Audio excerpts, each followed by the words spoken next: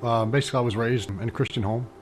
I was pretty sheltered, actually. I didn't really know about drugs or sex or, you know what I'm saying? It just didn't really even, it wasn't even a subject in my house.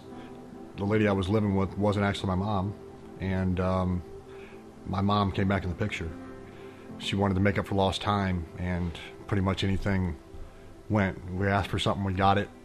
We wanted to go somewhere, we got it. So there was some freedom there that I didn't have before, that now I saw an opening. The situation with my dad was basically he was leaving that person, and so it was easier for him to just say, go ahead and go with your mom while I deal with this situation. And so I pretty much went from, we visited a couple times to now we're living there. I was 13 years old when I smoked my first joint. I always told myself that I wouldn't do certain things. That slowly changed. It went from weed, probably about 15 years old, cocaine came into the picture, and we would do like, acid if it came around, shrooms if it came around, whatever came around. And then meth came. And meth's a different demon there. It started off with just, the first time, it was like the greatest feeling in the world, and then the rest of the time you're just chasing the dragon. Basically, you're just trying to get back to that first feeling that you had, but it doesn't exist. I was out of high school at 9th grade.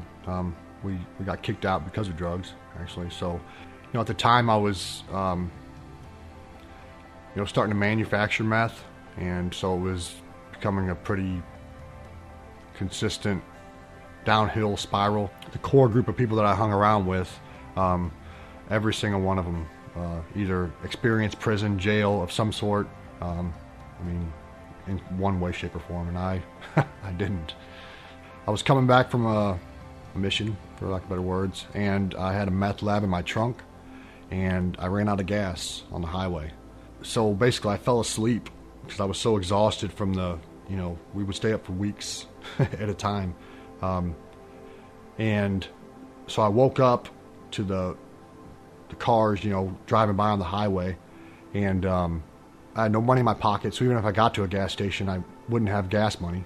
I was hungry because I haven't ate for 4-5 days.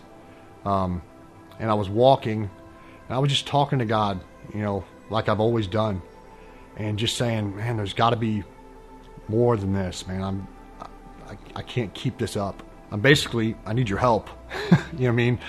Not really for my future, but like for $20 to get a gas, to eat, and in the grass, like it fell from heaven, man, was this $20 bill. Literally, it looked like it came fresh off the press from a bank. But I picked it up, and I was just so thankful, you know what I mean? And so I took that $20 bill, and I got something to eat, and I put gas in that car, and right at that point it changed. I didn't quit doing drugs yet, but at that point it changed. Basically, I was at work one day, and all I heard was, make a choice. And that's it. And it was audible to me, when God speaks, inside those words, the Bible says his words aren't empty. So when he speaks, there's actually resurrection power, life-giving power in those words. And I felt that, but I said yes to it finally. From that day on, I never smoked another cigarette again. I never did drugs again. I never touched meth again. I never had a desire to do anything. It was supernatural that he just set me free completely when I said yes to it. And I knew that it wasn't anything I could do because I tried so many times. God opened the door with somebody at work, and matter of fact, spoke to them supernaturally. Spoke to him and said, you need to let Jeremy come live with you. And spoke to his wife on a separate occasion. I went to church with this couple that I moved in with. So that's where I met my wife. We were only together about 3